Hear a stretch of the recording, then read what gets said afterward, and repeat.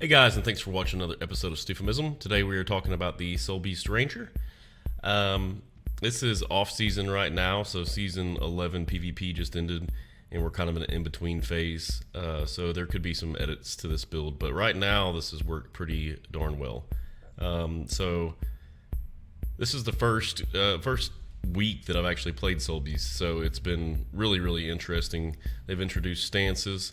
Dagger, that was some cool stuff there. The stances, similar to a warrior, are utility skills that they can last for, like this one, for instance, has 6 seconds of conditions being consumed for healing, and we've got 9 seconds of striking a foe with poison.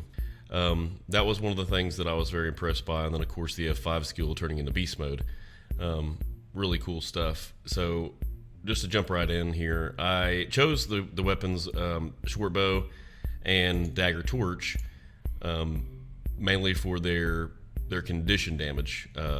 They have significant amount of poison damage, and then also a little bit of fire damage, all of which do damage very quickly, so no need to worry about people wiping them. They're gonna serve their purpose really quick. And also, you've got plenty of long-range abilities as well as close-range abilities, so it seems very nice setup for any kind of map, really. And then with the utility skills, I did bear stance, which once again, that's removing conditions, or I'm sorry, consuming conditions for healing. Vulture stance, more poison, and also might. The Doliac stance, which is stability and retaliation, plus it removes some of the movement impairing conditions. And then Viper's Nest, which is just a trap that you can set to pull some poison out, and it's unblockable, so really good for those moments that you're trying to cap something maybe and somebody jumps up on you, a thief for instance. And then One Wolf Pack, which it's going to add a second strike every time you hit. And then the pets that I chose, and I'm sure a lot of people will switch this up, which is fine. I did the Black Widow, once again poison damage, and immobilize, which is very useful. And then I did the smoke skill, so that when you go into SOULBEAST, you have a couple of knockdowns, pretty good stuff. For the traits, so nature magic, we chose first skill is search and rescue, which is a shout that basically helps you revive your allies faster. It's a great group play. Then you have evasive purity, so you're going to remove a damaging condition and a non-damaging condition whenever you dodge roll. So movement impairing effects and damaging effects. And then whenever you receive damage, nearby foes are weakened and you gain protection. Just nice little defensive trait there. In the wilderness survival category, I chose taste for danger, which is going to give you increased vitality, which kind of works in a synergy with the rune and the amulet that I've got here. Refined toxins, whenever you're above threshold, above 75% health, then you are going to inflict poison with your strikes. That's got a 15-second cooldown, but that does come in handy quite a bit. I mean, that's an extra 1,000 damage. And then after you swap pets, your first attack will inflict poison, and that's ×2 here. Not to mention your poison damage is increased by 25%. So you can kind of see how we're stacking poison and poison damage very quickly now. And then the SOULBEAST specialization, you got unblockable attacks for 4 seconds after you go into beast mode, and it also breaks a stun.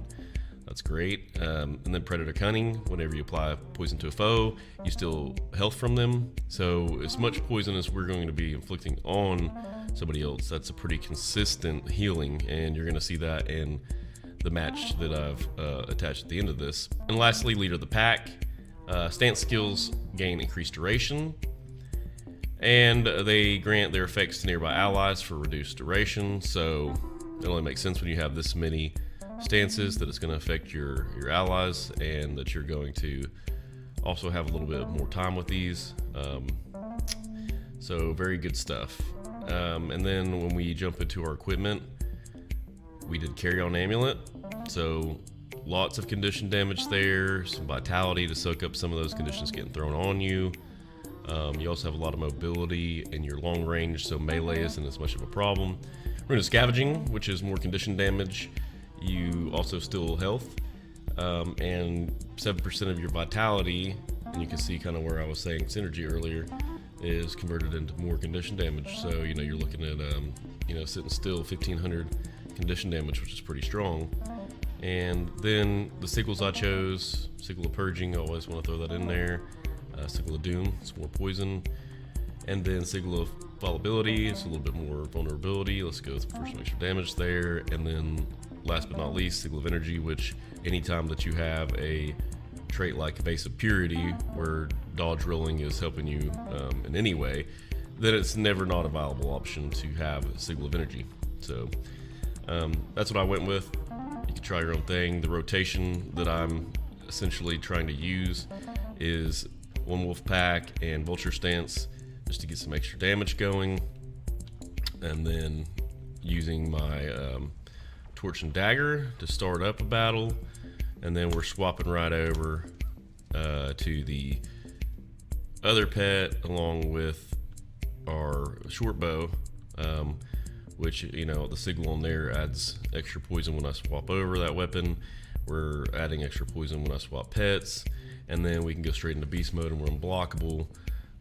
So it's a great setup to just throw a bunch of damage on somebody in a very quick succession when all those cooldowns are available. You're going to see here very shortly, I just put mainly one match, and it was the last test match that I ran, and I just went ahead and used it, shortened it down and condensed it, cut out some of the running parts and stuff like that so you can see, and you can kind of check out what I've done here. Leave comments, let me know what you think.